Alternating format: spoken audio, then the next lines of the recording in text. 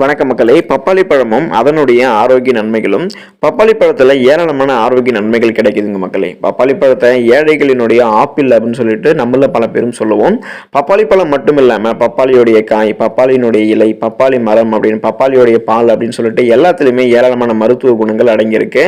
பப்பாளியை நம்ம வீட்டிலேயே பயன்படுத்தி எளிய முறையில் பப்பாளியை நம்ம வந்து சாப்பிட்றோம் இல்லையா? ஸோ பப்பாளியை பயன்படுத்தி எளிய முறையிலே என்னென்ன மாதிரியான மருத்துவ குணங்கள் நம்ம பெற்றுக்கலாம், பப்பாளி எளிய முறையில் எவ்வாறெல்லாம் நம்ம பயன்படுத்த முடியும் அப்படின்றத பற்றி தான் விரிவாக பார்க்க போகிறோம். ஸோ அதை பார்க்குறதுக்கு முன்னாடி இந்த வீடியோக்கு லைக்கை கொடுத்துட்டு இந்த தகவலை உங்களுக்கு தெரிஞ்சவங்களுக்கும் ஷேர் பண்ணுங்கள். இது அவங்களுக்கும் பயனுள்ளதாக இருக்கக்கூடிய ஒரு ஆரோக்கிய பதிவு தான். இது போன்ற அப்டேட்ஸ்களுக்கு நீங்கள் இன்னும் நம்மளுடைய சேனலில் சப்ஸ்கிரைப் பண்ணாமல் இருக்கீங்க அப்படின்னா உடனே சப்ஸ்கிரைப் பண்ணி வச்சுக்கோங்க. பக்கத்தில் இருக்கக்கூடிய பெல் பட்டனை கிளிக் பண்ணி ஆல் அப்படின்ற ஆப்ஷனை மறக்காமல் செட் பண்ணி வச்சுக்கிட்டீங்க அப்படின்னா நான் போடக்கூடிய எல்லா அப்டேட்ஸும் உங்களுக்கு நோட்டிஃபிகேஷனோட அடிக்கடி வந்து சேரும். சரி வாங்க மக்களை, இப்போ வீடியோக்குள்ளே போயிடலாம். முதல்ல பப்பாளி பழம் யாருக்கெல்லாம் நல்லது, யாரெல்லாம் பப்பாளி பழம் சாப்பிடக்கூடாதுன்றதை பார்த்தலாம். பப்பாளி பழம் மூட்டு வலி உள்ளவர்களுக்கும் உடல் எடையை ஆரோக்கியமான முறையில் குறைக்க விரும்புபவர்களுக்கும் நீரிழிவு நோயாளிகள், அதாவது சுகர் பேஷண்ட், சர்க்கரை நோயாளிகளுக்கும் வந்து பார்த்தீங்கன்னா பப்பாளி ரொம்ப ரொம்ப நல்லது. இவங்கெல்லாம் பப்பாளி சாப்பிடும் போது இந்த நோய்கள்லாம் வந்து பார்த்தீங்கன்னா குணப்படுத்தப்படும், இந்த குறைகள்லாம் நீக்கப்படும்.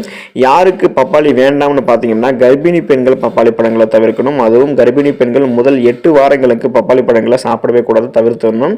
இந்த கர்ப்பிணி பெண்களுக்கு வந்து பார்த்தீங்கன்னா இந்த பப்பாளி பழங்கள் அந்த முதல் 8 வாரங்களுக்குள்ள தவிர்க்காம ஒருவேளை சாப்பிட்டாங்கன்னா பல பிரச்சனைகளை அது ஏற்படுத்தக்கூடும். அதனால கர்ப்பிணி பெண்கள் முதல் 8 வாரங்களுக்கு பப்பாளி பழங்களை தவிர்க்கணும். இந்த மருத்துவ பலன்களை வந்து பார்த்தீங்கன்னா பார்த்தலாம் வாங்க. பப்பாளி பழத்துடைய மருத்துவ பலன்களை: பப்பாளி பழம் சருமத்தை சுருக்கம் விழாமல் பாதுகாக்கும், குடல் பூச்சிகளை அழித்து உங்களுடைய குடலை சுத்தம் செய்யும். மக்களே, பப்பாளி பழத்தை நீங்க அடிக்கடி குழந்தைகளுக்கு கொடுத்து வந்தீங்க அப்படின்னா குழந்தைகளுடைய உடல் வளர்ச்சி துரிதமாகும். அதாவது ரொம்பவே ஃபாஸ்டா அவங்க வந்து பார்த்தீங்கன்னா ஆரோக்கியமான முறையில் வளர ஆரம்பிப்பாங்க. அவங்களுடைய எலும்பு வளர்ச்சி அடையும், பல் வந்து பார்த்தீங்கன்னா உறுதி பெறும், எலும்புகளும் உறுதி பெறும். பப்பாளி காயை நீங்க கூட்டாக செஞ்சு சாப்பிட்டு வந்தீங்க அப்படின்னா உங்களுடைய உடல் குண்டாக இருக்கு அப்படின்னா உங்களுடைய உடல் ஆரோக்கியமான முறையில் படிப்படியாக மெலிய ஆரம்பிக்கும். தொடர்ந்து பப்பாளி பழத்தை சாப்பிட்டு வர கல்லீரலில் உங்களுக்கு ஏதாவது வீக்கம் இருந்தது அப்படின்னா அந்த வீக்கம் குறைய ஆரம்பிக்கும். பப்பாளி பழத்தை தேனில் நீங்கள் தோய்த்து அதை நீங்கள் சாப்பிட்டு வந்தீங்க அப்படின்னா நரம்பு தளர்ச்சி உங்களுக்கு குறையும். நரம்பு சம்பந்தமான எந்த விதமான பிரச்சனையும் வராமலும் நீங்கள் முன்னாடியே தடுத்துக்கலாம். நல்லா பழுத்து இருக்கக்கூடிய இந்த பப்பாளி பழத்தை கூழாக பிசைஞ்சு தேன் கலந்து உங்களுடைய முகத்தில் பூசி ஊறினதுக்கு அப்புறம் சுடு தண்ணியில் நீங்கள் கழுவி வந்தீங்க அப்படின்னா முகச்சுருக்கம் உங்களுக்கு மாறி உங்களுடைய முகம் அழகு பெறும். அதாவது நிறைய வந்து ஹெல்த் டிப்ஸ் எல்லாம் வந்து ஃபாலோ பண்ணுறாங்க இந்த மாதிரி முகத்தை அழகு பண்ணுறதுக்கு.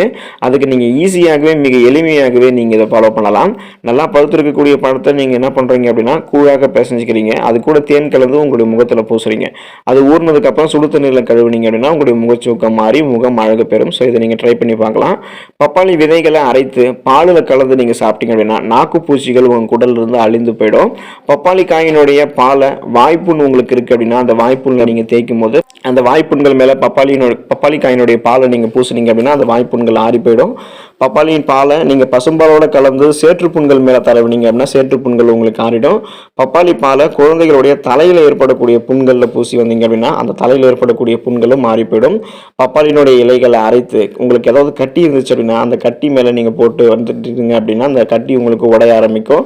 பப்பாளி இலைகளை பிழிந்து எடுத்து வீக்கங்கள் மேலே உங்களுக்கு ஏதாவது வீக்கங்கள் இருக்குது அப்படின்னா அந்த வீக்கங்கள் மேலே பூசி வந்தீங்க அப்படின்னா அந்த வீக்கங்கள் கொஞ்சம் கொஞ்சமாக கரைய ஆரம்பிக்கும்.